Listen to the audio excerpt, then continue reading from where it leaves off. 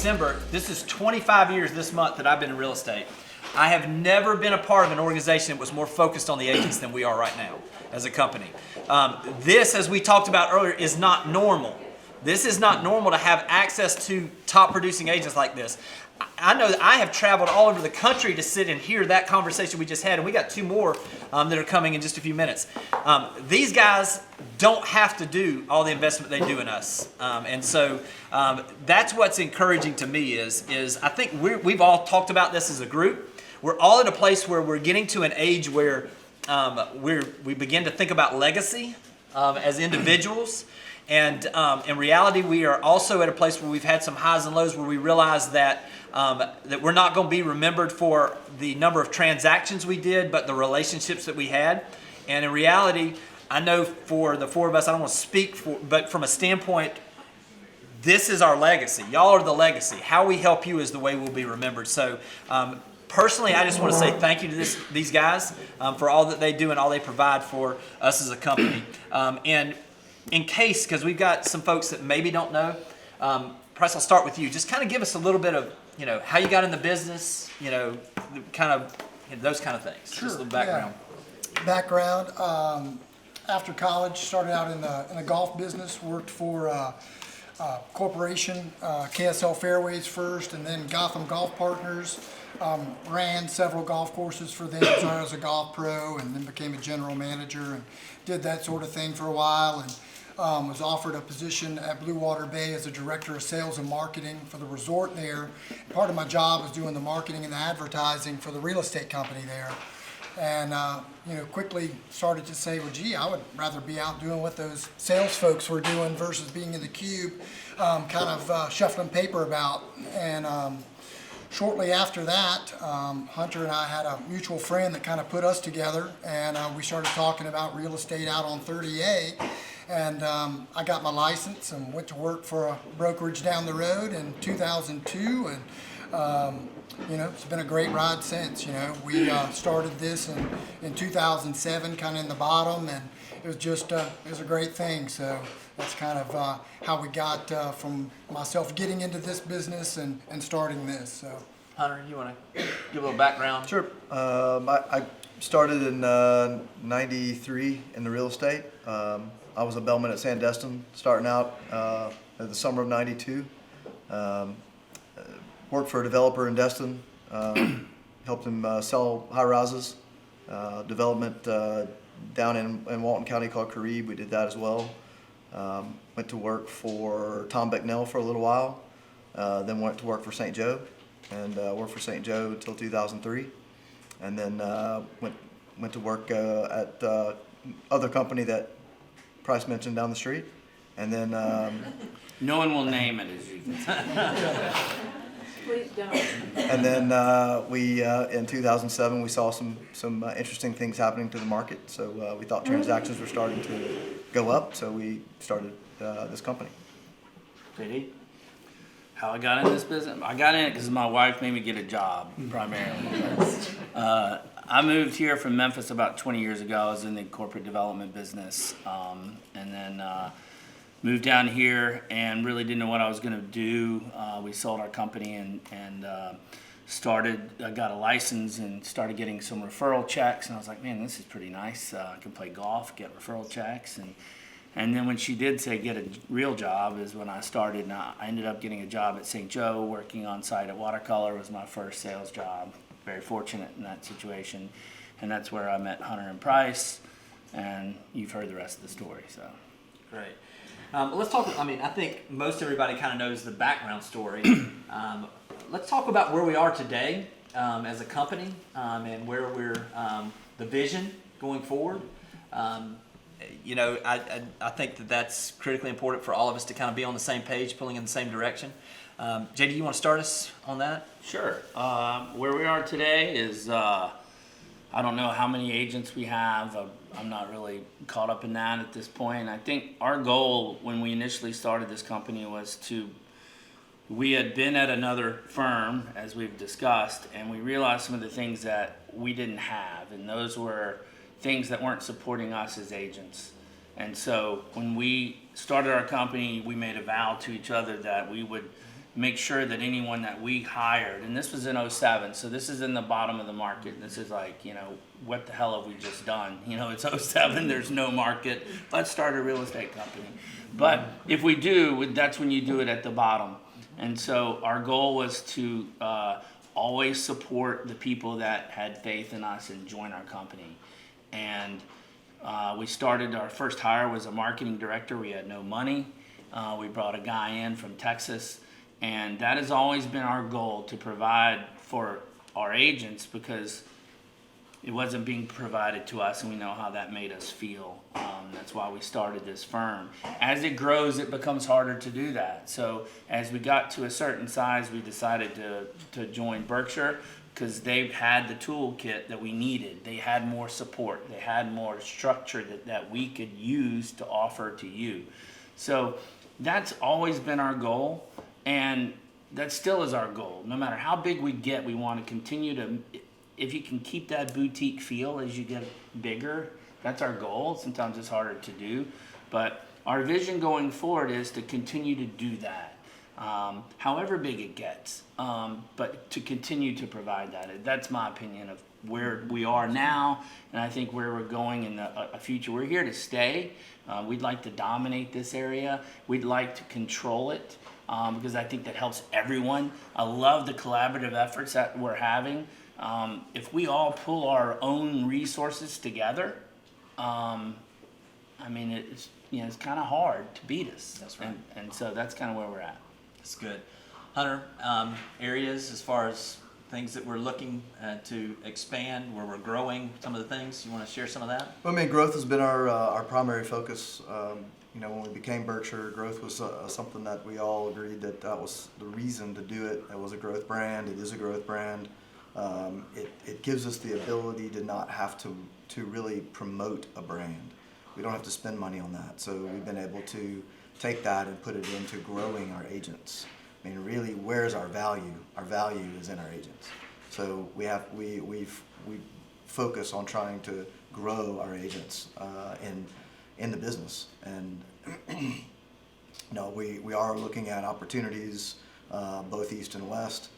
We have recently, we're doing things as out to the east that are helpful to the St. Joe Company, which is a very strong partner of ours, and we'll continue to help St. Joe in anything that they need us to help them with. Just a strong St. Joe is a strong local economy, is a strong panhandle of Florida. So we will continue to do those things. Out to the west, we'll continue to look at opportunities. We've been looking at opportunities that way, and we'll continue to put things in place that are growth oriented for both agents that we've got and agents that we don't have. You want to add kind of, obviously, it's not just about going wide, it's going deep. Sure. And I think that first, echoing what both these guys have said and answering the question, for us, we wanted to create a platform when we started the company. It was to create a platform for our agents to be successful. And really that stool stands on three legs. It stands on marketing, training, and tools. Those are the three things that we want to do exceptionally well to help you all have the business of your dreams. That's what we focus on. And then about going deep, it's about taking those three legs and helping you all, as you heard some of the folks in the last panel talk about, almost across the board, you heard them talk about the importance of relational, how relational their business is and how they grow by virtue of that. We want to set you up to where through your spheres of influence, through other ways to prospect to grow your business, that we help each of you really grow your business, because that helps us go deep. As we go wide into these other markets, as Hunter talked about, both east and west, if we can help you all, the collective cohort of agents that work with us, that's how we really win, as John David talked about in dominating and controlling the market.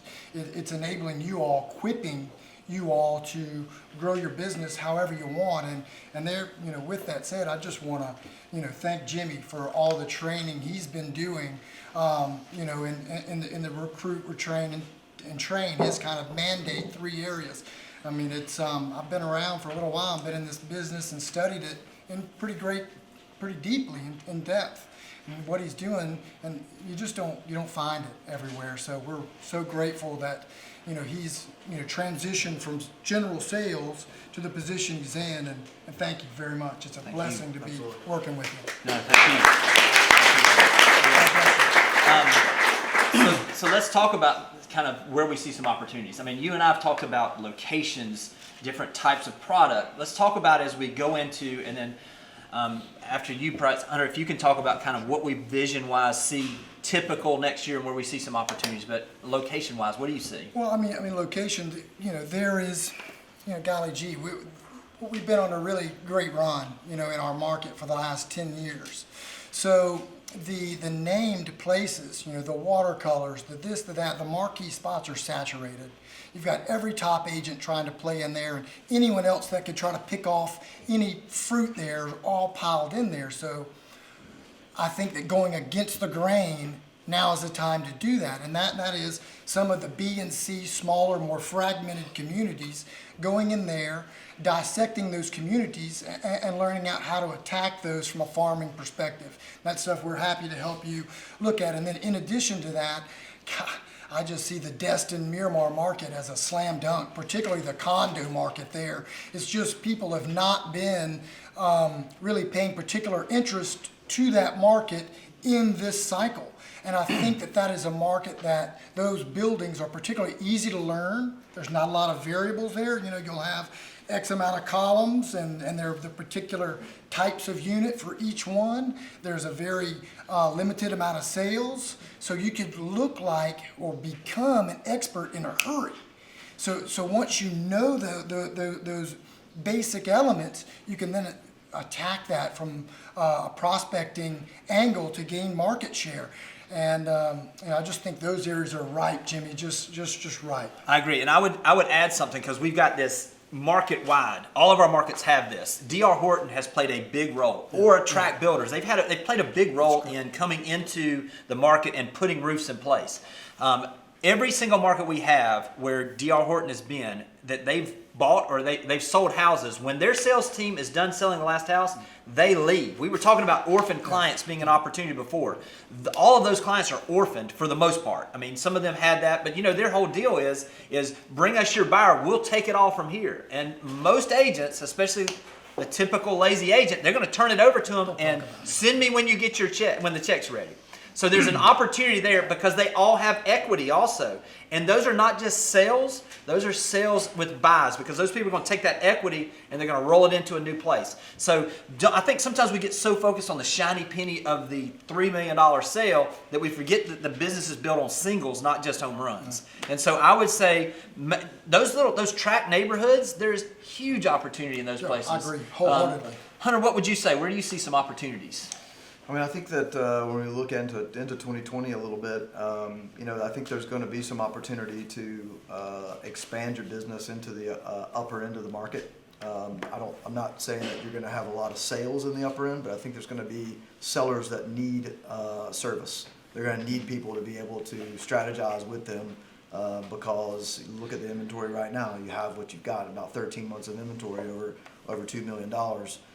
While we do have sales right now, as we start to approach the election, you will start to see that to start to hit the pause button, and then that's going to be an opportunity to be able to pick up that listing that's been in the upper end where you've been wanting to do a deal. This is going to be that year where you're going to have an opportunity to do an upper end deal, because they're going to be willing to listen more. They're going to be willing to give a lower price for it. That's one. I mean, I think there's a lot of other opportunities out there. Happy to sit with any of you and go through as many of them as you want to. But I think that even on top of that, I think they're talking about orphan leads. I think that if you start to look at some of the upper tier agents and other companies and look at their sales that they've made over the last 3 or 5 years, I would be willing to bet that at least 50% of them are totally orphaned. They're moving to the next sale because we all have a tendency to be focused on the next buyer. and those people actually get focused on the next listing. And so it's pretty much old, and they're not doing those things. They're not following up with those people. So one little place that you will find business is those people that those sales that have been made by top producers and other companies and wherever. It could be anywhere, but just a friendly call to check in on them is probably more than that top producer is doing. Absolutely. JD, where do you see some opportunities right now?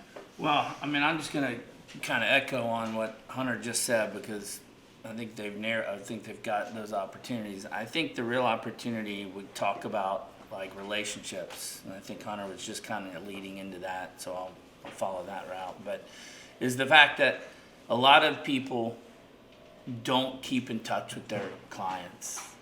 I mean, who's guilty of that? I think we could all raise our hand and say we're not good at doing that. But I think how I've built my business is on relationships. And it's as simple as sending an email when you coming down. Have a list of everyone you've sold to, any prospect that you have. I've got it. It's on my desk. I can show it to you. And I'll send them an email when you're coming down, whether you want to have coffee, breakfast, lunch, dinner, drinks, whatever it is. Make contact with them. I'm not looking for a sale. I'm looking to establish a relationship. And that relationship, and then they come down. Some of them have become some of my better friends over the time. They're down here, they're having fun. So it's usually a pretty casual situation. It makes it easy. And then they bring their friend from Ohio. Here's my buddy, JD, we're going to dinner, y'all come with us. And that's how I've grown my business. Not sitting in my office all the time either. I mean, I'm out. I get joked about, but I worked that damn watercolor pool when I was younger. I'd work that pool. I'd see that kid in the pool and I'd go right to him because Mama's going to come right after me. And I'm sorry, So He will. I will. I paid my mortgage many times by doing that. JD's conference room. That's right. But I think the point is that if I could give one advice, it's following up with your clients. And it's not always looking for when you ready to sell or you ready to upgrade. It's not that. That's the soft sell is when you come into town. When can we have drinks? When can we have coffee? And then you establish this, I would say most of my clients and probably most of yours will be 3 to 4 they'll do 3 or 4 transactions with you over their lifetime. It's pretty strong. If you just do one and forget about it, you've missed 3 or 4. That's right. So. Yeah, and kind of to talk about that from that orphan standpoint, if you don't have those past sellers, NAR statistics say that 90% of people when they buy say that they would use their agent they used to buy with to list their house. But 76% end up not doing that. Only 24% actually list with the people that they bought from. It's because of that lack of communication. So if you don't have some of those past clients, or you want to build that, we're talking about orphan clients here, there's a 3 out of 4 chance that they're going to list with somebody different than who they bought from. It's pretty good odds. So it's all about building that relationship. JD, this brings up a good point because obviously you've built your business on relationships and getting into groups and networks of people. So how does that initial conversation start? How do you communicate with them where you build that relationship, especially, initially, to get that opportunity to go out to dinner with them or to have them introduce you to friends? How does it start? What does that first conversation as you're introduced to somebody start like? I feel like I'm on Oprah. You are absolutely. Or Montel, maybe. I'm sorry. We got to lighten it up a little bit. What was the question? No, I'm just kidding. That's wrong. Yeah. Sorry. JD with a live mic, everybody. This is what you get. I'm sorry. How does it start? I don't really know if there's one specific thing you can do to make it start, right? I don't think you have to be scared, for one. I think we're all pretty social people. If we're in sales, we need to be social people. If you're uncomfortable in that, we need to get you more comfortable. But I mean, I have no problem talking with anyone. It doesn't matter if they're a superstar or they're an NFL star or they're just, you know, a CEO of a company. But I think I established that relationship at first as a non-sales type relationship. I think that's important because I've got to build trust. And I got to build, I mean, just like when you were in high school. I mean, when you were trying to find friends and you would talk to the cool kid, you know, and you wanted to be friends, you had to build their trust. You didn't start with like offering a proposition to them, hey, you know, I'll buy you lunch if you'll hang out with me. You know, I think that's what it starts with. I think it starts building just a relationship. And then as they get comfortable with you, they bring their sphere around you. Right. And and then you start working that sphere and you become friends with them. And then when someone's ready to buy or sell, they're calling you. So it's a soft sales approach. I'm not a hard sales guy. I'm not going to go in and say, hey, I know you're looking for a house. I mean, I met a celebrity client of mine, and I hadn't worked with him yet. I just met him, and we're working through this relationship that we just talked about. And he comes back to the house. He went to the grocery store, came back, and another agent, not with our firm, with another firm, came up to him in the grocery store and gave him her card and said, hey, if you're looking to buy or sell. And he came back to me and he goes, that was ballsy. You know, I appreciate the fact that she was aggressive enough, but I would never use an agent like that because it was too aggressive. So I think that's, it's weird, but it's what happened. I mean, it's a true story. And I was like the guy trying to get the business. I wanted to give him my damn card, but I was just trying to establish that, hey, I'm not looking to sell. I don't need anything from you, but if you need something from me, let me know. I think one of the things from an outside perspective that I watch you do over the years is if you think about the place that you went on vacation, and I know like for us, my family, we used to go to the Abacos in the Bahamas all the time. And there was this one family, and this guy was just like, I mean, I think of him right now. I mean, if you think of that place that you went time and time again, you had that one local that was kind of a resource, or that when you were there, or you kept up with them on social media, or you did those things, they almost became like your resource, your local resource. I think what JD does a great job of is JD's their resource if they're like, hey, we're thinking about grabbing dinner tonight, where should we be? They call JD. If they're thinking about, hey, we've got our kids, do you know a babysitter?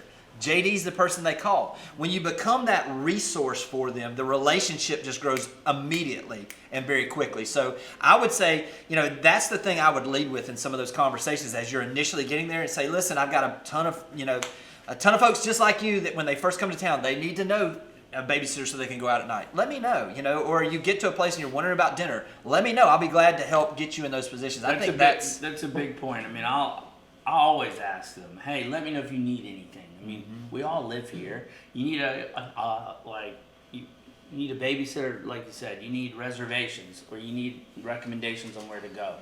Soft sell. I'm not even really selling. I'm creating the relationship, right, and I'm creating the trust, and then as the friendship becomes, and they say, hey, you know, I'm interested in some property. That one client that I was talking about, he's here for a week. I didn't mention real estate to him one time until the 5th day. And he mentioned it to me. right. And that's all I was trying to get him to do. Once he asked me, then I had it, right? But I didn't force it. So. Right, I know. Hunter, let's talk about, we've talked about, you know, what do we look for areas of growth? Let's talk about some of the infrastructure we're seeing, some of the things that are setting a table for the future, and some of the things that maybe you're excited about or you see coming. You can drive just down 98 and look at the different construction projects that are going on right now. You can see even the basic stuff, roads, pretty evident. You've got, that's a basic piece of infrastructure. What does that add to value? It adds value, it creates demand. You know, you see amenities being upgraded in communities.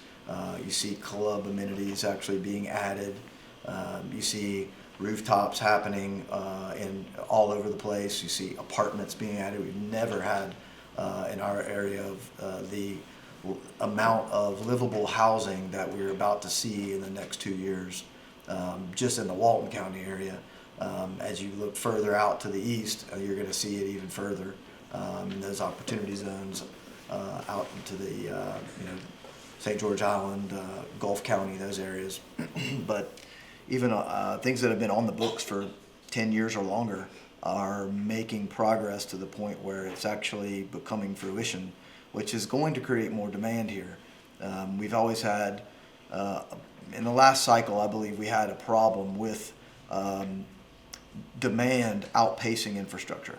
So demand came in too fast, and so our valuations went up too fast, which caused us actually to start correcting well before the national market did. So we have things happening now that I think are structurally pretty sound that you're seeing, and I go back to the apartments. I think we have to build service housing, and the St. Joe Company, as well as other developers in the area, are doing that now. I mean, not just saying it, not just getting permits for it, they're building it, and you can see it. And that's a piece of, if you're talking to a buyer about, is this the time to buy? The time to buy is, you can't time a market, but it's a situation of, is it right for you? But also buying something prior to infrastructure, and there's every level of infrastructure that is beneficial to building a society is happening here right now. So you have all those components. There's really no reason why you wouldn't be buying something now, tomorrow, next year. I mean, it's going to continue our process. I think that goes for everything. I mean, that's Destin. I mean, you drive the Panhandle of Florida, and there is. I mean, I'd love to have a number, but it's got to be well in the hundreds of millions of dollars of stimulus that's being built right now, and the one thing that we struggle with is labor. Yeah. Yeah, and I would add, Hunter and I have been on the road a little bit recently, and it was super eye-opening to me. We were talking about, once you have the 6-lane finish going into Destin, how does that change access from Destin to 30A or from 30A to Destin? What does it look like when we were looking here? What does this look like as far as the infrastructure, everything that's happening around Watersound Origins? What does it look like when we were over at Breakfast Point area, the roads that are being cut in the back there? With the road that's cut around behind Tyndall heading out that way, all those things. Yeah, this is something about, goes back to what JD was saying, is being the information source. If you become the information source for a prospect, that prospect's locking in on you. They're going to call you. You're not going to be calling them. I mean, they're going to call you to ask questions and get information. If you know these things out there, all of the infrastructure components that, you're looking in this area? Okay, let me just tell you a little bit about what's going on out there. I'm talking about things that maybe have just been approved in the county. I mean, things that have just gotten permitted. I mean, those types of things, those are pieces of infrastructure that the public doesn't know, but if you know it, you probably get locked in with that prospect pretty quick. That's great. Price, let's talk about, we're probably at an inflection point, obviously, as far as the market cycle. During times of uncertainty like this, when you and I have talked, what do you think is the best thing agents can be doing in times when there's no clear direction right now? I mean, do we pull back a little bit, or have we already seen that, or what does that look like? Yeah, well, it really doesn't matter. What the market does. Our business is about transactions, about trades. So with that said, it's about listings. It's a listing game. So to obtain listings, it requires one to farm, to prospect, to work a community. That's the name of the game, Jimmy. Absolutely, I agree. Hunter, also, let me just kind of jump on that.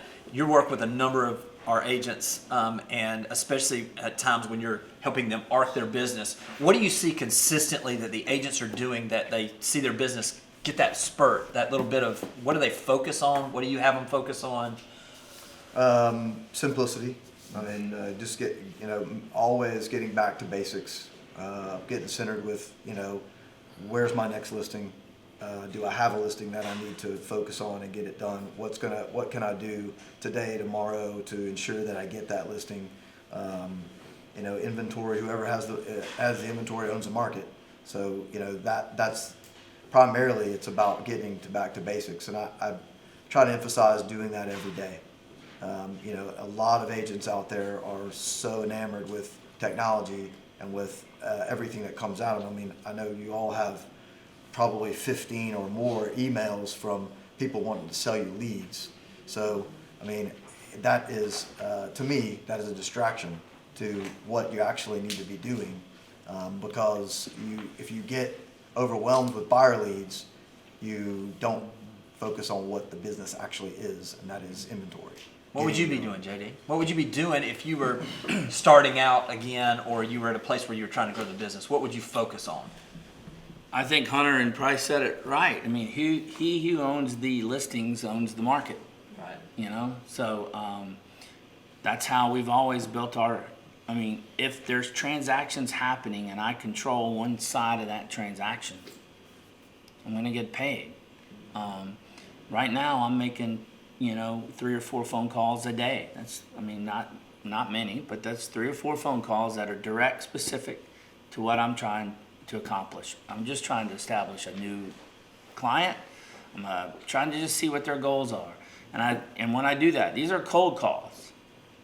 And I'm calling them and I'm saying, hey, I want to talk to you about your house in Santa Rosa Beach, Florida. Everyone's a little scared of doing that. I'm not that. I don't like doing that the whole lot because of the fear of the rejection, right?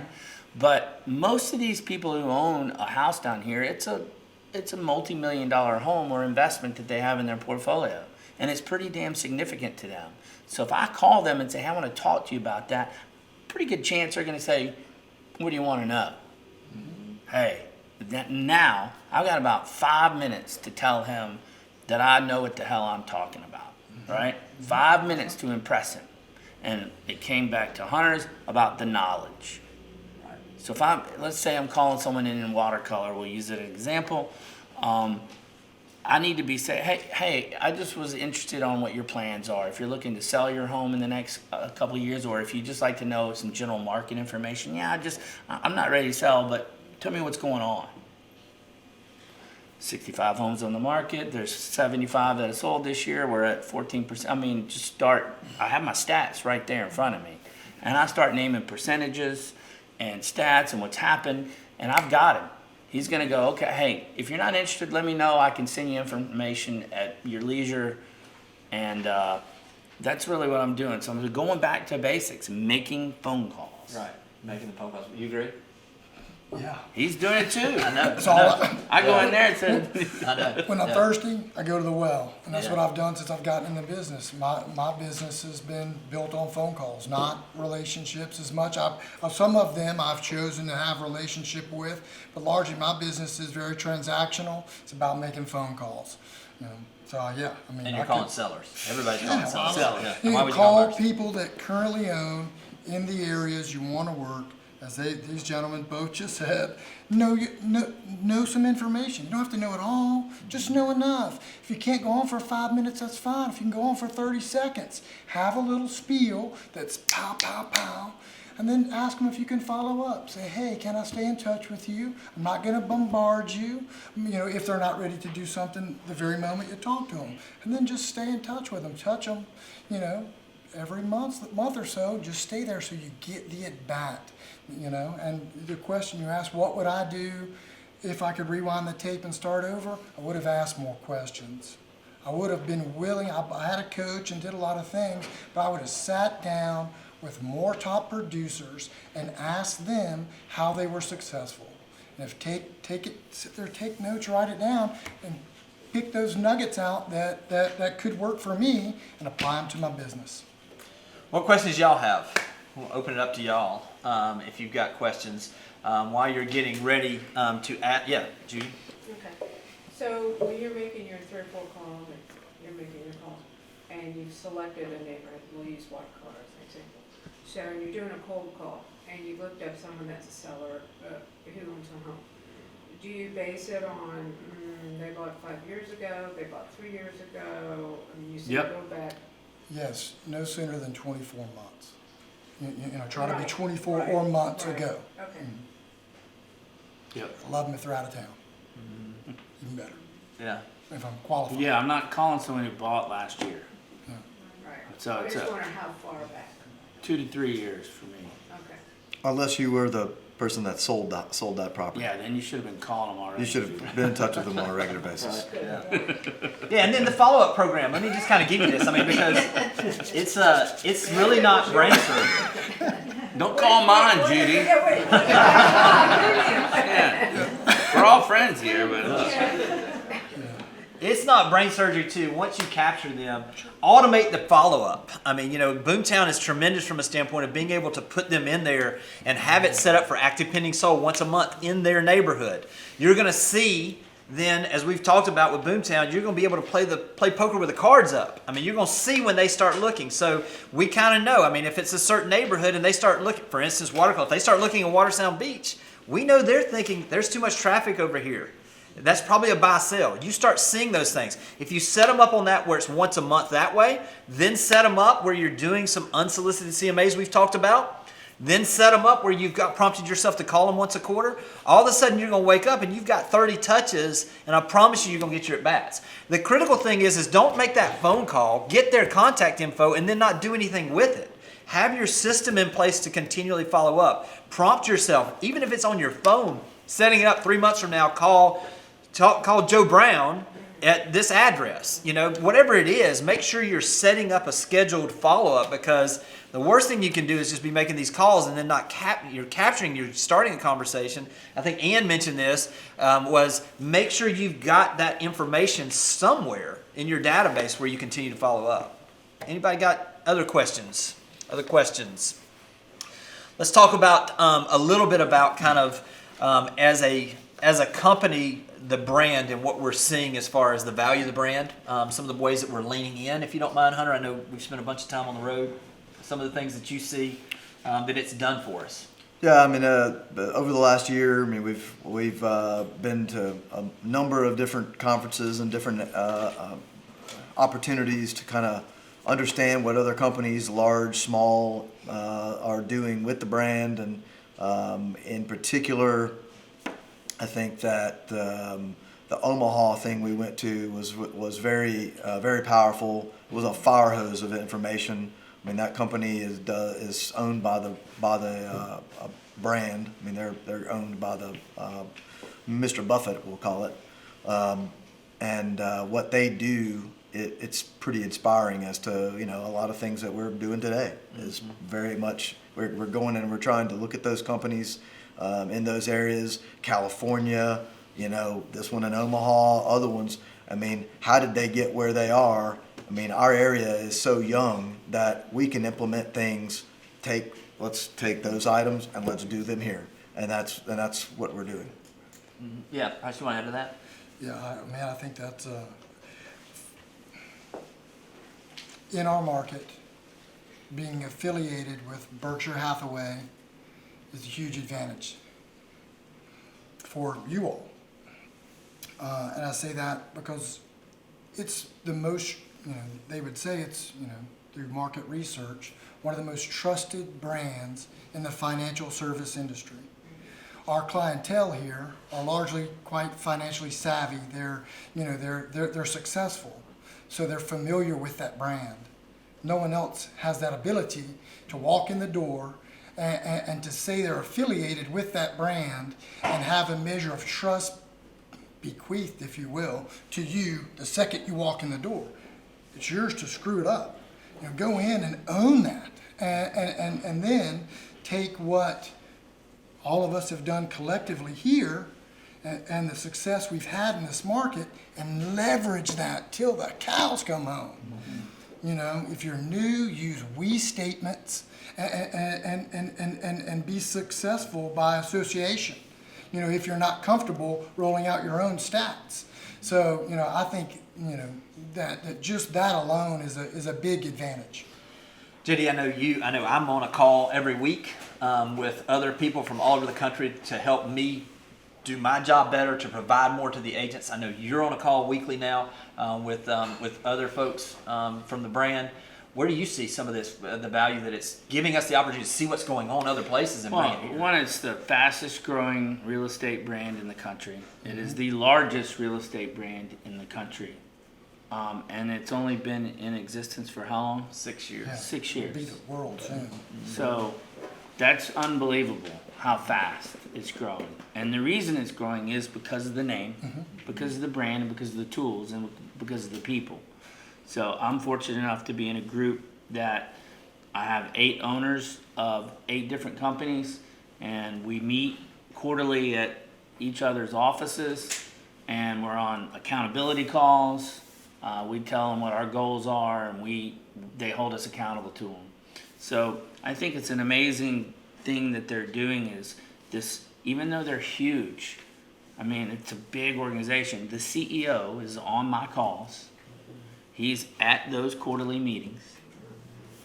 Gino's at those meetings as well. He's now the chairman. And it's just so they're invested in us, and they're invested to make sure we're doing what we're doing. And we're going to learn. We don't know everything. We don't know. I mean, we probably know a little bit. I mean, so the great thing about the brand is they're open to helping everyone grow, and that's what we're trying to do for you. We're learning it from the top, and we're trying to do it. This is our first time to be with a brand. We've been an independent company. We've run our company as an independent, and we like a lot of those independent things, but we'd be really doing ourselves a disservice as well as you if we didn't take what the brand's giving us. And so I think it's been the single best decision we ever made. I would agree. Yeah. And I would say this too. One of the things that JD mentioned is they do. I mean, they check in with us on a regular basis. You know, I mean, the CEO Too checks often. in. Yeah, they do. And a lot of times they're doing the same thing we're telling you guys to do and that we're doing with y'all is they're just checking in. You know, we'll have those calls and those texts from the CEO and just saying, hey, just checking in on you. How's this working? What's going on here? They're absolutely vested. We have planned now for, I believe it's February 4th, but don't hold it, or 3rd, one of those, coming up first week of February. We're going to have Chris Stewart, the CEO. He's coming to us for our day-long training. We're also going to have Alan Dalton, who's former CEO for Realtor.com that's involved with the brand now. They will be here. They don't, I mean, you got to think, they've got over 50,000 agents. They could be anywhere. They're choosing to leave their families and come spend time with us because they see the opportunity in this market. They see the opportunity with us as a company. They see the culture we've been developing, and they want to feed into it. I mean, listen, you feed that you love and that you appreciate and that you know has the ability to be leveraged into something bigger. I've talked to some of y'all as agents that I'm saying, yeah, and you're like, I feel like I'm taking up too much of your time. No, I don't mind spending time with people that I know that my leverage spending time with you is going to have a bigger return than with some of the others. So understand that. We have the ear of the company in a way that I just can't even fathom how much access we have. And so I would encourage you guys, tap into the brand. I mean, if you haven't already signed up, sign up and go with us to Nashville. Go to the national convention. Sign up for some of these regional events that Hunter and I have been going to. I mean, if you want to know more about those things, let us know, and we'll make sure that you're available to go to some of those things. You want to add to that, JD? Yeah, I'm going to add just one thing. When I started sales, I never went to one sales convention. I never went to one top producer training. Tom Ferry deal or any ACEs or any. I never did any of that because I didn't believe in it. Honestly, I know more than that, and I don't need that shit. And so, but I did. So now when I go to these, now since we're with Berkshire and we go to these conferences, I've learned more at those things. The Summit Conference, the other conference, they have all kinds of training deals. I encourage you to make an effort to do that because it has opened my eyes to what I mean, you know, you get tunnel vision, you get stuck in doing what you're doing. And these calls and these going out to these other companies and seeing what they're doing, it's just, you know, it's just so many opportunities that I didn't see. And I don't think you'll see unless you, so I encourage you to do that. I mean, it's fun. We have a lot of fun together. We learn a lot. And I think you see the power of the brand if you do that. I agree. Just wrapping up, y'all got Hunter? You want to add anything before we wrap up? Just to on what Jimmy was saying before, I've personally had conversations with the hierarchy of Berkshire Hathaway Home Services, and they are really lasered in focused on this particular area as it relates to growth. They understand it to a degree and they're very focused on that. If they believe that, then what does that do for you? That does amazing growth opportunities for you. If they think that the company itself is positioned right, where are you positioned? Absolutely. I would just say, just kind of in wrapping this up from that standpoint, the brand is only as valuable to you as you tap into it. And so from that standpoint, our training weekly, talking to these guys, talking to me, the opportunities you have, they're only as valuable as what you do with them. And I'm going to just kind of wrap this up with everything today. You've heard, there's so many different ways to do this business. We're going to hear from another group coming up. I'll promise you, it's just one thing. If you leave here and you're excited, that's going to go away. It's just knowledge. But if you don't apply it and take something that you apply into your business, this was a wasted day. It's going to make you feel good for a little bit, but it's not going to change your business. So I would just encourage you, make sure that something when we get done with this, that you apply it. And tap into our accountability groups. We'll be starting back the first of the year. I know for me, and I know JD and I had this conversation about a week ago, just that little bit of being, that psychology of having somebody that I respect and not wanting to let them down or wanting to even sometimes impress them, that little bit of psychology gives you the ability to take your business to another level. So let's give these guys a round of applause and we'll take a break.